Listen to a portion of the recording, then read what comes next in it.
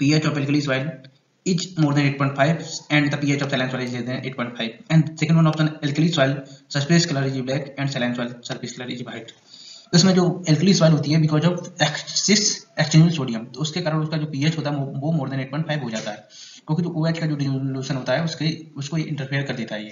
And जो saline soil होती है उसमें साल्ट अधिक होने के कारण उसका जो पीएच होता है वो लेस देन 8.5 होता है। परंतु जो अल्कली सॉइल होता है उसका जो सरफेस कलर ब्लैक होता है, उसका जो मेन रीजन ये होता है कि उसमें जो एक्सचेंजेबल कैल्शियम होता है उसकी डिफिशियंसी पाई जाती है, जिसके कारण क्या होता है जो फ्लोकुलेशन पावर होता है वो उस सॉइल का कम होता है, जिसके कारण जो भी ऑर्गेनिक मैटर होता है वो because of excess exchangeable sodium वो डिस्पर्स बना रहता है सरफेस पे, इसके कारण उसका जो कलर होता है वो ब्लैक होता है। एंड सैलाइन सॉइल में जो एक्सेस साल्ट के द्वारा वहाँ पे कैल्शियम अच्छी मात्रा में पाया जाता है एंड जो फ्लोकुलेशन पावर अच्छा होता है तो उसका जो सरफेस कलर होता है वो व्हाइट होता है। तो आपको इसमें बताना है कि जो पीएच ये both of A and B is right but not correct explanation. This alkali soil not explaining option A, so that's why your answer will be both A and B true but B is not correct explanation of। अब आपका जो दूसरा question है उसमें ये बताने कि push and pull is a IPM strategy used to manage stem borer and striga in which crop. तो आपका ऑप्शन है maize, mustard, Napier grass and desmodium. तो आपका आंसर होगा मेज। अब इसमें क्या होता है कि जो नेपियर ग्रास होती है एंड डेस्मोडियम होती है, जो डेस्मोडियम होती है वो हमारा स्ट्राइगा एंड स्टेम बोरर दोनों को किल करती है। नेपियर ग्रास होती है इसमें एज ए ट्रैप क्रॉप का यूज करती है। तो उसमें अगर क्वेश्चन पूछा जाए कि कौन सी क्रॉप में ये टेक्निक यूज होती है तो इसमें यूज होती है मेज में, परंतु इसमें यूज और प्लांट कौन कौन से लिए जाते हैं, नेपियर ग्रास लिया जाता है एंड डेस्मोडियम लिया जाता है। जो नेपियर ग्रास होता है उसको हम आउटर बाउंड्रीज पे लगाते हैं, जो डेस्मोडियम होता है उसको सेंटर ऑफ नियर टू मेज प्लांट पे लगाते हैं। अब इसके बाद आपका जो है कि according to use of extension definition, जो आपकी एक्सटेंशन है या डेफिनेशन होती है या टाइप ऑफ एजुकेशन, तो उसमें से कौन सी इनकरेक्ट है। Informal education, little baby as she growing up. Suppose अगर कोई बच्चा है वो अगर गिर जाता है तो उससे जो सीख मिलती है उसको इनफॉर्मल एजुकेशन बोलते हैं। या जो सेकंड ऑप्शन है कि जो हमारा जो फॉर्मल एजुकेशन है इसके अंदर में एग्रीकल्चर एक्सटेंशन एजुकेशन आता है, या जो फॉर्मल एजुकेशन है एजुकेशन स्कूल एंड कॉलेज होता है, तो non formal education is extension education. जो हमारा एक्सटेंशन एजुकेशन है या एग्रीकल्चर एक्सटेंशन एजुकेशन है ये हमारी नॉन फॉर्मल एजुकेशन होती है, क्योंकि उसमें कि कोई भी एक प्रोफेशनल अटेंडेंस या क्लास की एजुकेशन कंपलसरी नहीं होती है। इसमें फार्मर है वो किसी साइंटिस्ट से सीख भी सकता है और उसको कुछ बता भी सकता है, एक्सचेंज होता है, परंतु इसमें कोई भी एक फॉर्मली नहीं होता है कि इस टाइम पे आना ही आना है मुझे।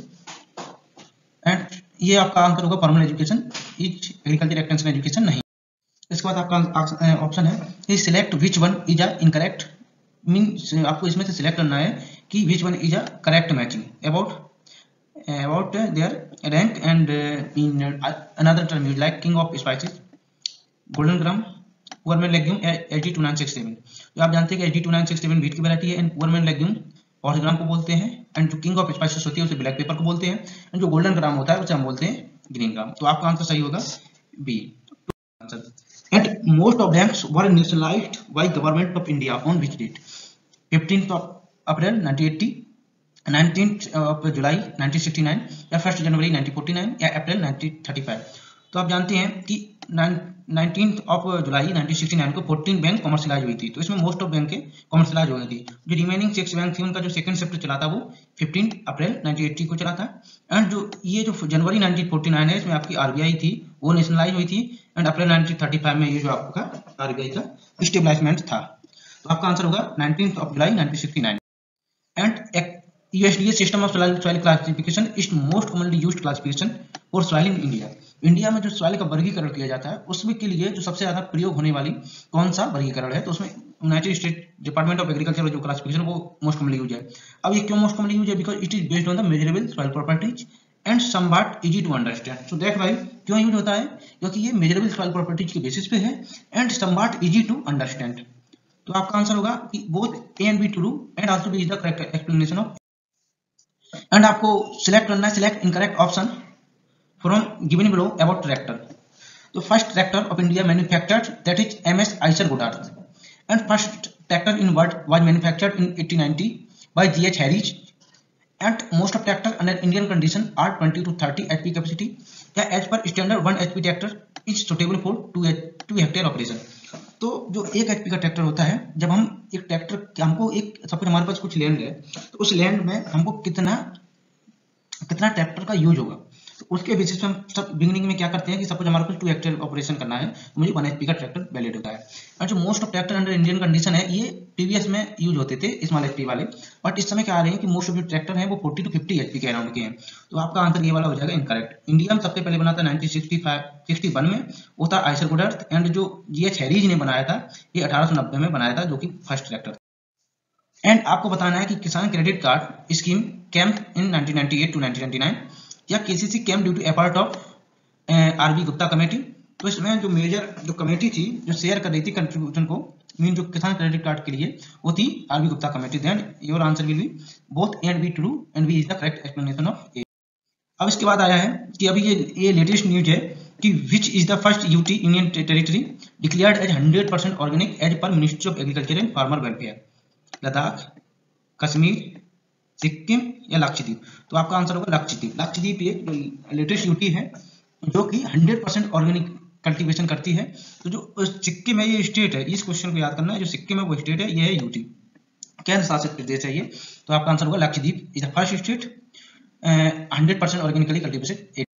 And when a large number of sellers deal in heterogeneous and differentiated form of commodity, जब हमारे बहुत से अलग अलग सेलर हैं, बेचने वाले हैं, अलग अलग प्रकार की जो कमोडिटी है उसको बेच रहे हैं, प्लस उनका अलग अलग अपने अकॉर्डिंग प्राइस लगा रहे हैं, इस सिचुएशन को बोलते हैं monopoly market, monopolistic competition, duopoly market या ओलिगोपोली मार्केट। आपका होगा monopolistic competition. And which state became the first state in the country to obtain an organic certification for its kiwi?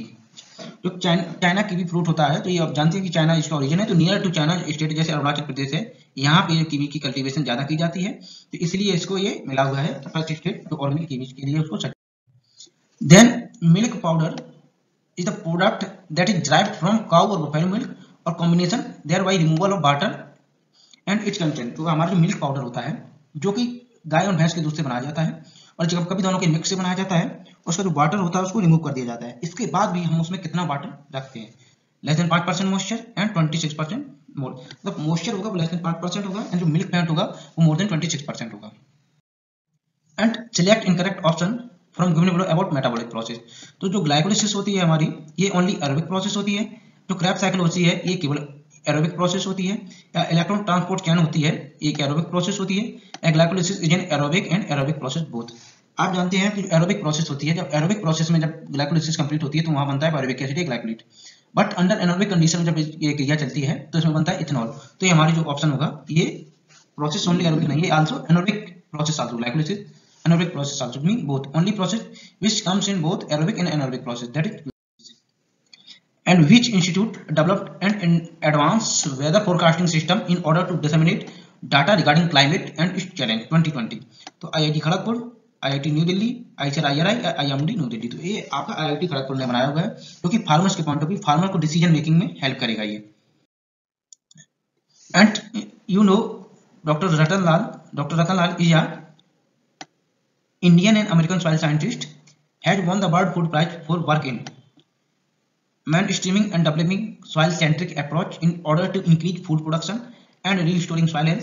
Yeah, in situ water saving technique which encouraged cultivation in arid area, develop new stabilization technique of ergonomically crop for higher yield. Work on crop diversification in Punjab and Haryana for halting groundwater decline. तो जो आपका answer होगा mainstreaming and developing soil centric approach in order to increase food production and restoring soil health. तो इसका इनका basically जो work था वो जीरो टिलेज पे था, कुछ क्रॉपिंग पैटर्न पे था, और कुछ टेक्निक पे था, कुछ टिलेज प्रैक्टिसेस पे था, कुछ फडलिंग पे था, कि फाइनली ये था कि जो सॉइल की जो हेल्थ है वो रिस्टोर बनी रहे एंड जो कार्बन सिक्वेस्ट्रेशन भी हमारा इंक्रीज हो। तो ये रतन लाल का ये मेजर वर्क था जिनको 2020 में as a world food prize मिला था। एंड आप जानते हैं कि ये conservation agriculture, who is the father of conservation agriculture. तो आपको इसमें conservation agriculture at least 30% area covered by crop residue classified under conservation agriculture. तो आपका GB triplet, sir Albert Howard या मात्सुरुओ फुकुओका, ये एडवर्ड एच फॉकनर। तो आप जानते हैं जो एम फुकुओका है ये father of natural farming, and sir Albert Howard है ये ऑर्गेनिक फार्मिंग के फादर है, एंड जीबी ट्रिपलेट है ये जीरो टिलेज के फादर है, बट एडवर्ड एच फॉकनर है ये हमारे फादर है कंजर्वेशन एग्रीकल्चर के। इनकी एक बुक है प्लाउमैन फॉली, तो इस बुक में इन्होंने अपना कंजर्वेशन एग्रीकल्चर को डिटेल डिस्क्राइब में वर्णन। And most of systematic insecticide used in agriculture belong to group organophosphorus, chlorinated, carbamate या निकोटिनॉइड ग्रुप। तो आपका आंसर होगा organophosphorus group.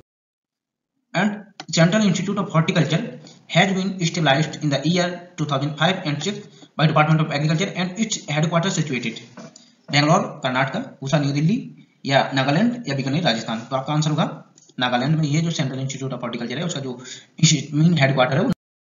The principal copper deposit of India lie in which of the following places?